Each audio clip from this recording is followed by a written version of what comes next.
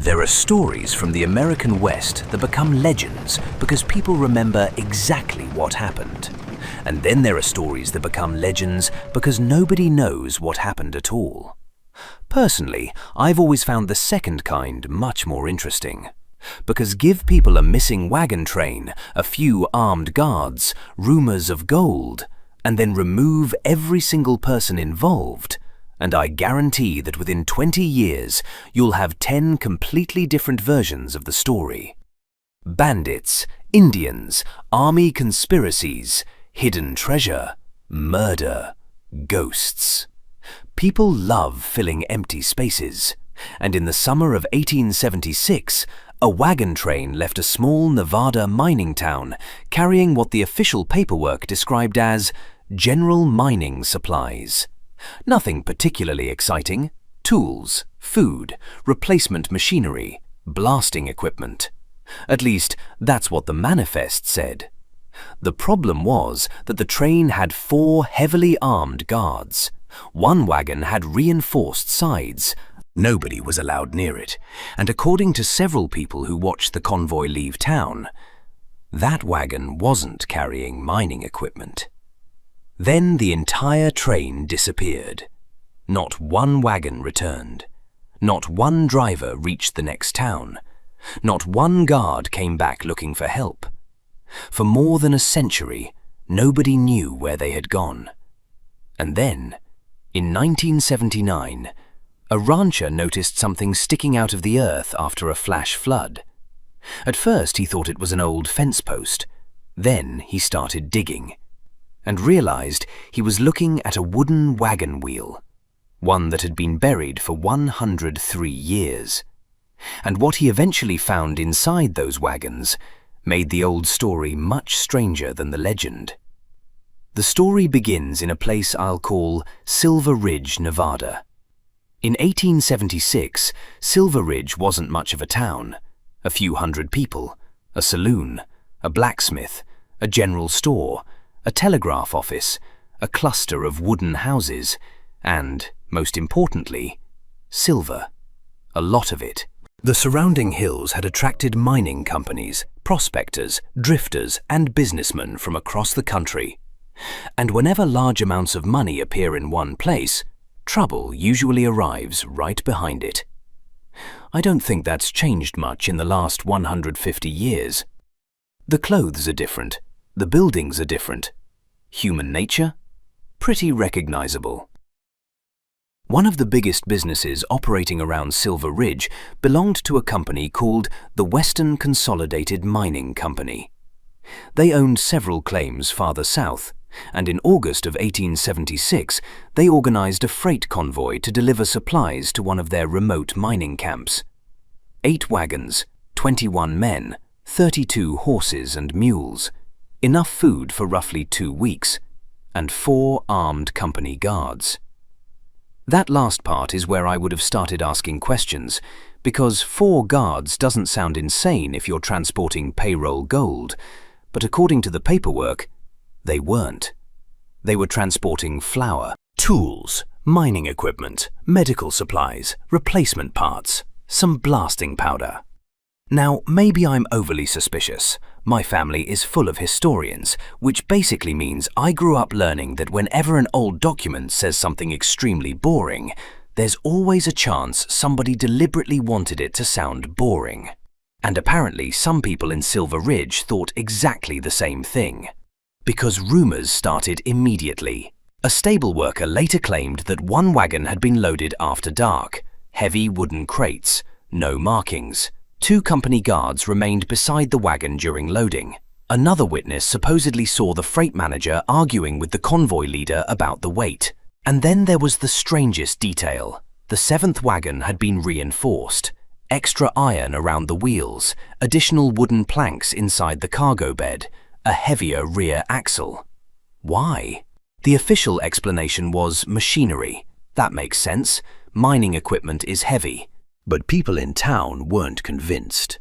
Within days, the story became gold. The company was secretly moving silver or gold from one operation to another. And honestly, that's a perfectly reasonable rumor. It's the Old West. Put 4 guards beside an unexplained heavy wagon, and eventually somebody is going to decide there's gold inside it. The convoy leader was a man named Samuel Hart, 43 years old, former army teamster, experienced, dependable, not the kind of person who casually got lost. And I think that's important, because the route wasn't completely unknown. Freight wagons had crossed sections of it before. There were difficult areas, dry country, rocky ground, several washes that could become dangerous after storms. But this wasn't an expedition into an unexplored continent. Hart knew what he was doing. At least, he was supposed to. The wagon train left Silver Ridge shortly after sunrise on August 14th, 1876. Witnesses watched all 8 wagons roll south. The armed guards rode alongside the 7th wagon. Hart rode near the front. A young company clerk named Nathaniel Cole travelled in wagon 6. Remember that name. He becomes very important later. The convoy was expected to reach Mason Creek Station within 5 days. 5 days passed. Nothing. 6. Nothing. On the 7th day, the station telegraphed Silver Ridge.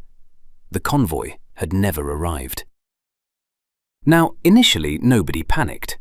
Wagons break, animals get injured, weather delays travel. There could have been dozens of explanations. But then day 8 came. Then 9. By day 10, people were worried. So Western Consolidated sent men backward along the route. They found wagon tracks, campfire remains, horse droppings, normal signs of travel. And then, roughly 60 miles from Silver Ridge, the tracks disappeared. That's it. And this is where the story gets weird. They didn't find tracks leaving the road. They didn't find wagon wreckage. They didn't find dead animals. They didn't find signs of a major fight. 8 wagons, weighing thousands of pounds each, seemed to simply vanish. I don't know about you, but if I'm searching for a missing wagon train and the wagon tracks suddenly stop, I'm probably standing there for quite a while asking myself whether I'm losing my mind. Search parties spread out. They checked ravines, dry washes, old mining roads, water holes. Nothing. One group reportedly found a piece of torn canvas tangled in brush. Another found a horseshoe. But neither could be conclusively connected to Hart's convoy. After 3 weeks, the search began slowing down. Then the rumors exploded. Bandits had taken them. No, the guards had stolen the gold. No, Hart had made a secret deal with Mexican smugglers. No, the entire convoy had deliberately crossed into another territory. There was even a story that someone had seen 3 of the guards drinking in Arizona months later. Nobody could prove it.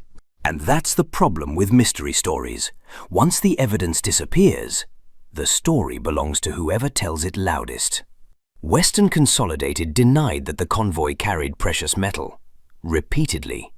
And I think that's interesting, because if the company had simply said, yes, there was money, the robbery theory becomes easy. But they insisted, no gold, no silver, no payroll, just supplies. And for decades, that remained the official story. But then, a former employee made a statement shortly before his death in 1908. He claimed that Western Consolidated had lied. The 7th wagon was carrying something secret. He didn't know what, but he knew it wasn't mining machinery. Now, is that reliable? Maybe, maybe not. A dying man telling a dramatic story 30 years later isn't exactly perfect evidence, but it's enough to keep a legend alive. And the legend lived. By the early 20th century, people were calling it the Lost Hart Train. Treasure hunters searched for it. Some believed the convoy had been buried by a landslide. Others believed robbers hid the wagons after stealing the cargo. There were stories of old maps, secret letters, Deathbed confessions. One treasure hunter spent nearly 7 years searching dry country south of Silver Ridge. He found absolutely nothing. Another claimed to have found a wagon axle in 1936. It turned out to belong to a completely different freight route. And gradually, people stopped caring. Silver Ridge declined. The mines closed. Some buildings disappeared. Roads changed. The original freight trail faded into desert.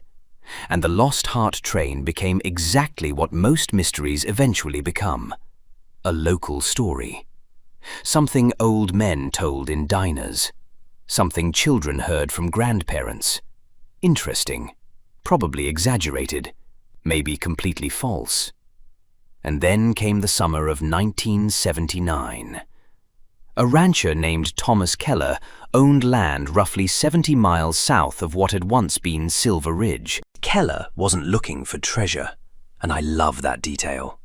Because treasure hunters had spent decades walking around with maps and theories, and the guy who actually found the wagons was checking storm damage, that's history for you. After several days of unusually heavy summer rain, a flash flood tore through one of the normally dry channels crossing Keller's property. The water removed huge amounts of soil, fences were damaged, part of an access track disappeared. So Keller went out on horseback to inspect the damage, and along one freshly exposed bank, he saw wood. Dark, old, almost black. At first, he assumed it was a tree root, but desert ground doesn't normally produce perfectly curved tree roots with pieces of iron attached. Keller climbed down, brushed dirt away, and realized he was looking at the outer rim of a wagon wheel. Now imagine being him. You're on your own land. You've probably heard the local wagon story your entire life. And suddenly, there's a 19th century wagon wheel sticking out of a bank where there wasn't one before. I would have stopped working immediately. Fence can wait. We're digging. Keller returned with tools.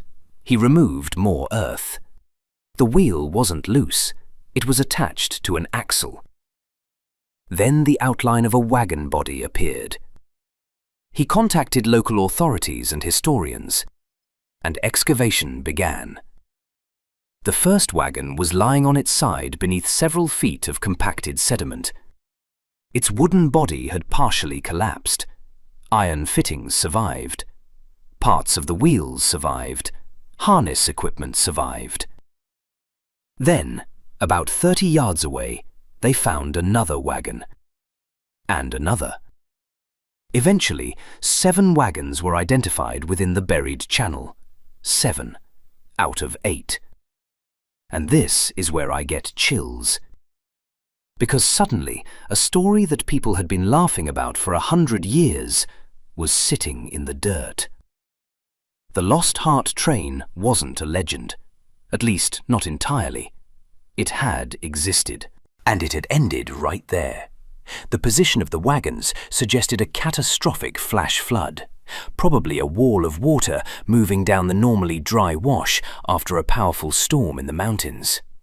And if you've never seen desert flooding, it can be incredibly deceptive. A place can be completely dry, blue sky overhead, no rain where you're standing, and then suddenly water from a storm miles away comes racing through the canyon. Mud, logs, rocks, debris. A wagon train would have had very little warning. So, mystery solved? They were caught in a flood. Not exactly, because something didn't make sense. There were wagons, harness equipment, animal bones, cargo, but very few human remains. Where were the 21 men? Investigators found the remains of 3 people near the buried wagons. Only 3. That suggested that most of the men had survived the initial disaster, which changes everything. They weren't simply wiped out instantly. They escaped. At least some of them did. So why did none of them reach civilization? And where was the 8th wagon?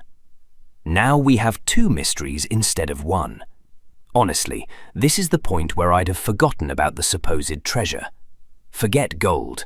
Tell me where 18 people went. Then they opened the cargo. Some wagons contained exactly what the old company manifest claimed: food containers, mining tools, hardware, parts of equipment, barrels, nothing shocking. And for a moment, it looked like Western Consolidated had actually been telling the truth. Then they reached Wagon 7, the reinforced wagon. Most of the wooden structure was badly damaged, but several heavy crates inside had survived because they had been coated and packed against moisture. Workers opened the first crate. Not gold, not silver, not mining machinery. Rifles, dozens of them. The next crate? More rifles, ammunition, hundreds and hundreds of rounds. Then another crate, more ammunition. The reinforced wagon hadn't been carrying mining equipment. It had been carrying enough weapons to arm a small private force. And now the entire story changed again. According to the documents recovered later, Western Consolidated had been involved in a bitter land dispute. Several independent settlers and small-scale miners occupied an area near one of the company's most valuable claims. The company wanted them gone. Officially, legal negotiations were continuing. Unofficially, somebody had apparently decided to prepare for another option. The rifles were being shipped secretly to a group of hired men near the mining district. Essentially, a private armed force. Now, I'm going to stop here, because this is exactly the kind of thing that sounds exaggerated until you start reading about 19th century mining disputes. Private security, gunmen, strikebreakers, claim disputes, companies exercising enormous local power. The West wasn't simply cowboys walking into saloons at noon. Money created violence, especially when legal authority was far away. And apparently Wagon 7 was part of that world. But there was still something even more important hidden inside. A small iron strongbox had been wedged beneath the damaged cargo bed. It wasn't particularly large, which immediately tells you something. If you expected treasure, this box was disappointing. It wasn't big enough to hold some enormous fortune. The lock had rusted solid. When researchers finally opened it, they found documents, letters, payment records, a company ledger, and a notebook badly damaged by moisture, but still partially readable. The notebook belonged to Nathaniel Cole, the young clerk from Wagon 6. Remember him? This is where Nathaniel stopped being a name on a missing person list, because now, 103 years later, he could finally tell part of the story. Cole had discovered what Wagon 7 contained. We don't know exactly when, but several pages suggest he became suspicious before the convoy left Silver Ridge. Maybe he saw the crates. Maybe somebody told him. Maybe he read the papers. Whatever happened, by the third day of the journey, Cole knew they were transporting weapons, and he wasn't happy about it. One surviving line from his notebook essentially described the cargo as something that could bring great trouble to the valley. Another page mentioned an argument between Samuel Hart and one of the company guards. That's important.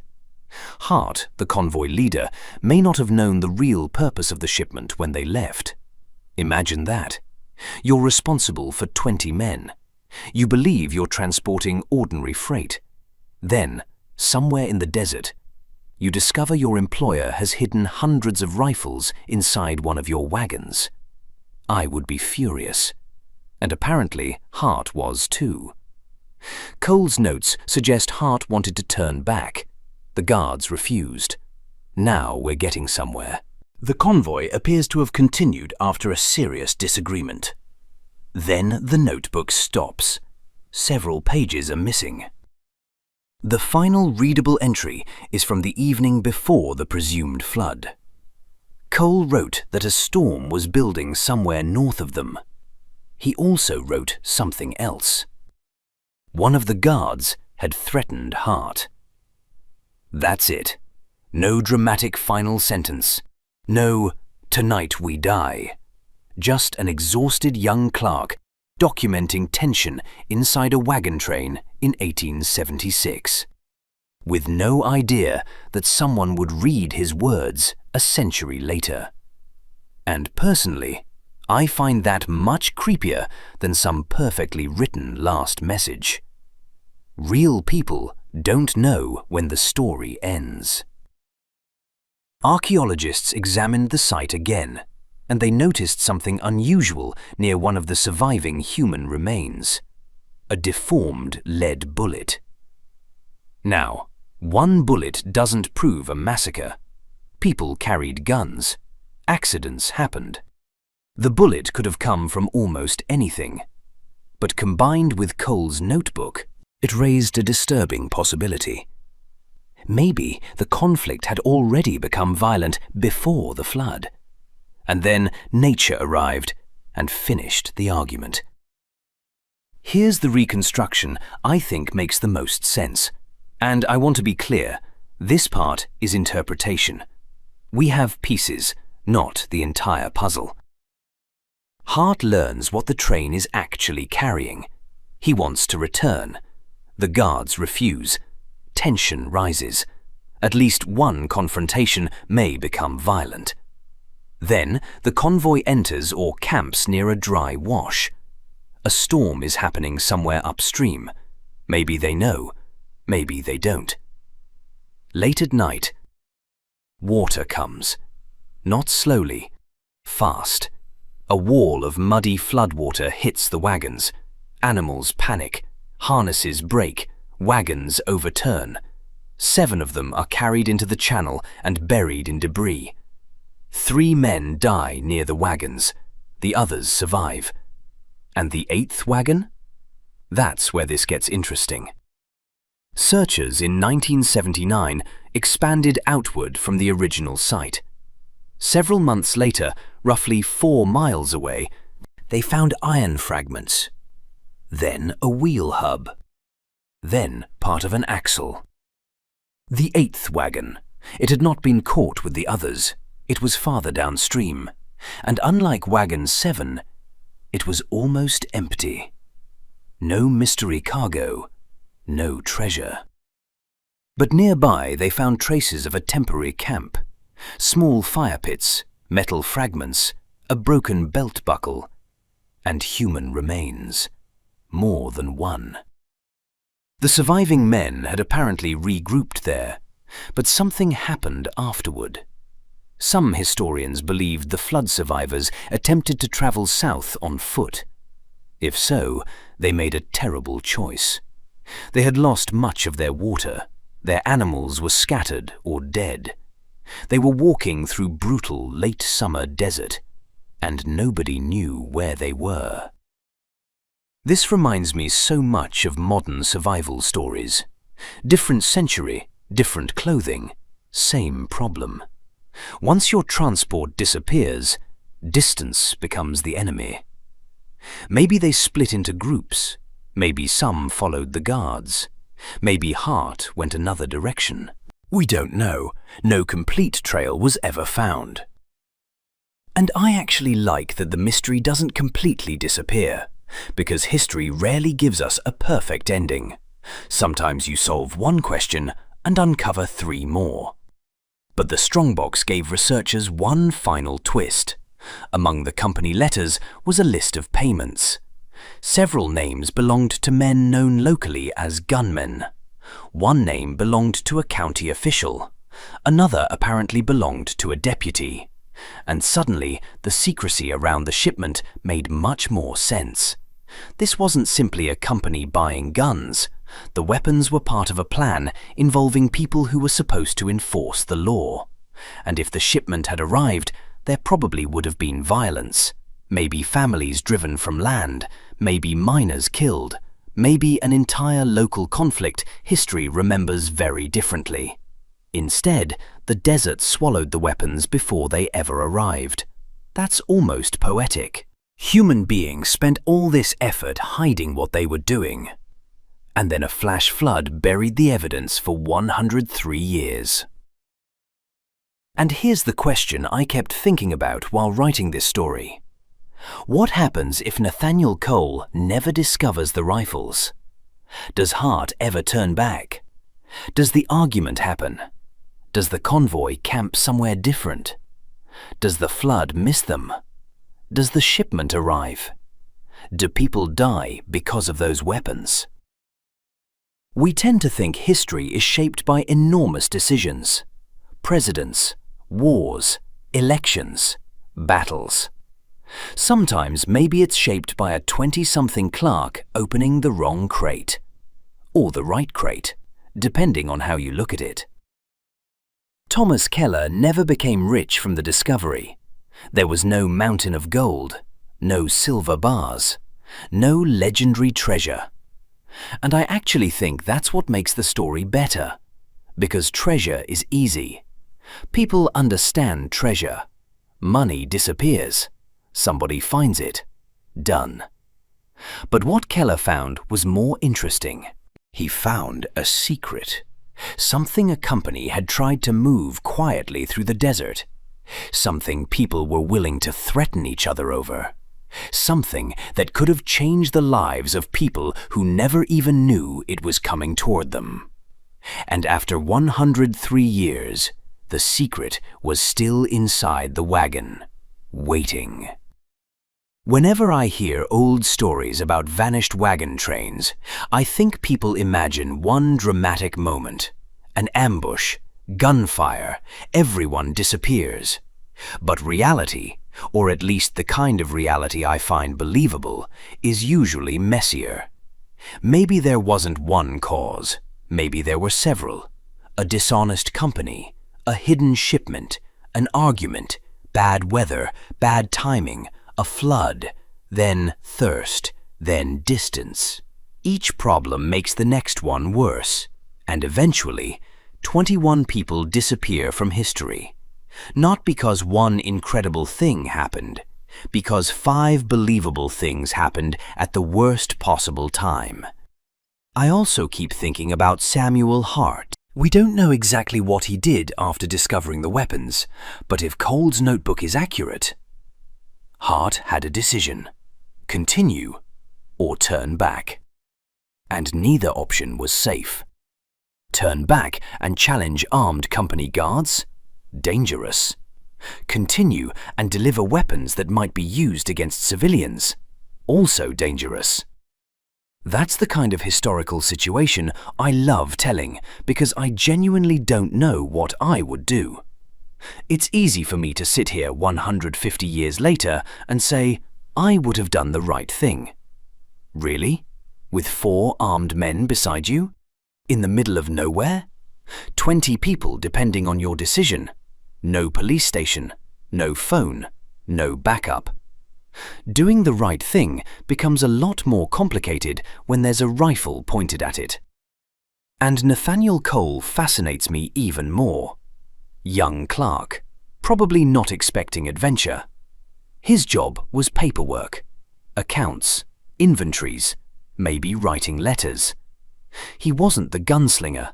He wasn't the convoy boss. And yet, the most important surviving piece of the entire story came from him. A small notebook. Without it, the rifles are just rifles. With it, we understand that the men inside the train knew something was wrong. That's why historians love diaries. Official documents tell you what institutions wanted remembered. Diaries sometimes tell you what people were actually afraid of. Today, the location where Keller found the wagons would look almost disappointingly ordinary. Dry ground, low vegetation, a shallow wash, desert hills. Nothing that screams, 21 people disappeared here. And I think that's another thing history does. Places forget. People don't. A battlefield becomes a field. A mining camp becomes a patch of dirt. A road disappears. A wagon rots underground. And eventually, somebody walks across the exact place where something extraordinary happened, without knowing. Until one day, after a flood, A wheel appears. That's the image I would end with. Not rifles, not gold, not even the bodies. Thomas Keller standing beside that exposed wagon wheel in 1979, maybe brushing dirt from the iron rim, and slowly realizing this wasn't just old wood. This was the beginning of an answer people had been waiting more than a century to hear. The Lost Hart Train had not ridden into Mexico. The guards had not disappeared with bags of gold. Bandits had not hidden 8 wagons somewhere in the mountains. They had been there the entire time, buried beneath a dry desert channel. And inside one of them was the reason somebody had wanted the journey kept quiet. 8 wagons left Silver Ridge in 1876. 21 men went with them. They were supposed to be carrying mining supplies. They never arrived. For 103 years, people searched for treasure. But when the wagons were finally found, there wasn't gold inside. There were rifles, ammunition, secret company records, and the notebook of a young clerk who had realized that the cargo was dangerous before anyone outside the convoy knew it existed. And maybe that's the part I like most. For more than a century, everybody asked, where did the wagon train go? But that wasn't the most important question. The real question was, why did someone lie about what they were carrying? And when Thomas Keller opened that buried wagon, he finally found the answer. Not treasure, something much more dangerous. A secret that had been waiting underground since 1876.